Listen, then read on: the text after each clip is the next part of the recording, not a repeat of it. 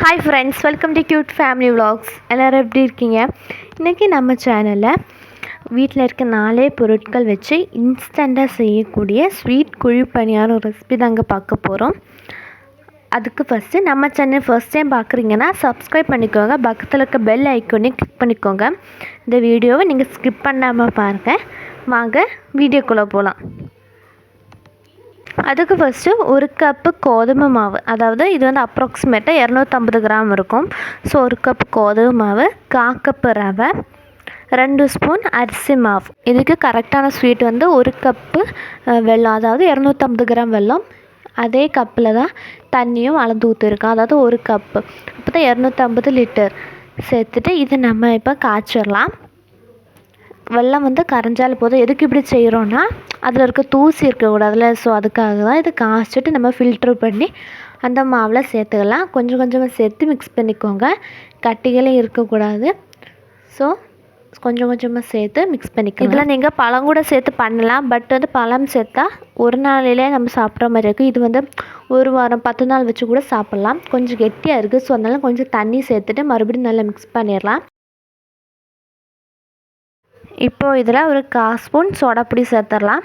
சேர்த்துட்டு நல்லா மிக்ஸ் பண்ணிக்கோங்க. இப்படி செய்யும்போது ஒரு 10 நாளுக்கெல்லாம் நல்லா கெடாமல் இருக்கும். அண்ட் இது வச்சு சாப்பிடும்போது இன்னும் ஸ்வீட்டாக இருக்கும். ஸோ அதனால் இப்படி ட்ரை பண்ணி பாருங்கள். இதை ஒரு 1/2 மணி நேரத்துக்கு மூடி வச்சிடலாம். இப்போ நம்ம இன்னொரு பேனில் கொஞ்சமாக நெய் ஊற்றிட்டு சின்ன சின்ன பீஸஸாக நாங்கள் தேங்காவை கட் பண்ணி வச்சுருக்கோம். நல்லா நம்ம இது வறுக்க போகிறோம். எதுக்காகனா நம்ம இது பணியாரத்தில் சேர்க்கும் போது நம்ம பணியாரம் சாப்பிடும்போது இது தேங்காய் வந்து நமக்கு கடிபடும். ஸோ அந்த டைமில் சூப்பராக இருக்கும். ஸோ அதுக்காக தான் இது நல்லா ரோஸ்ட் ஆகி கோல்டன் ப்ரௌன் ஆனதும் இதை வந்து நம்ம இந்த பணியாரம் பேட்டரில் சேர்த்துடலாம். 1/2 மணி நேரத்துக்கு நம்ம ஊற வச்சதுனால இந்த ரவை சேர்த்துருக்கோம்ல, ஸோ அதனால் இது வந்து கட்டி ஆயிரும் பேட்ரு. ஸோ இது கூட நம்ம இப்போ கொஞ்சமாக தண்ணி சேர்த்துட்டு நல்லா மிக்ஸ் பண்ணிடலாம். ஆனால் ரவை சேர்த்தா கொஞ்சம் கூட கிறிஸ்பியாக இருக்கும். ஸோ அதனால தான் நம்ம ரவை சேர்க்குறது.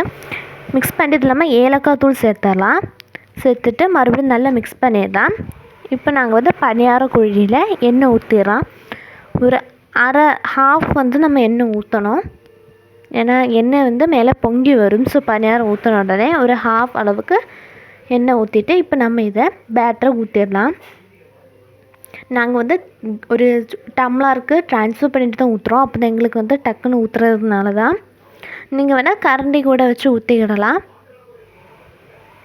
பாருங்கள், நம்ம ஊற்றியாச்சு. இது ஒரு சைடு நல்லா வெந்து வச்சு இப்படி பொங்கி வந்துடும். நம்ம ஊற்றிட்டு வெந்ததும் நல்லா பொங்கி வந்துடும். இதை நம்ம திருப்பி போட்டுக்கிடலாம். பாருங்க, இப்படி மெதுவாக திருப்பி போடுங்க. ஒரு குச்சி வச்சு இப்படி திருப்பி போட்டுக்கிடுங்க.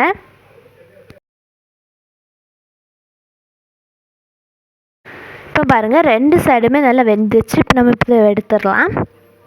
அது சாஃப்டான கிறிஸ்பியான பணியாரம் நம்ம செஞ்சு எடுத்தாச்சு.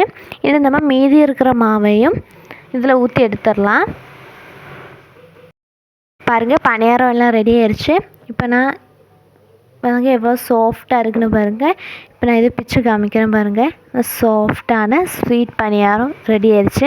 இந்த வீடியோ உங்களுக்கு பிடிச்சிருக்குன்னு நினைக்கிறேன். பிடிச்சிருந்தா லைக் பண்ணுங்கள். அண்ட் மற்றவங்க பார்க்கணுன்னு நினச்சிக்கணும் ஷேர் பண்ணுங்கள். ட்ரை பண்ணி பார்த்துட்டு கமெண்ட் பண்ணுங்கள். இன்னொரு நல்ல வீடியோவில் சந்திப்போம். Tata, bye bye. Thank you for வாட்சிங்.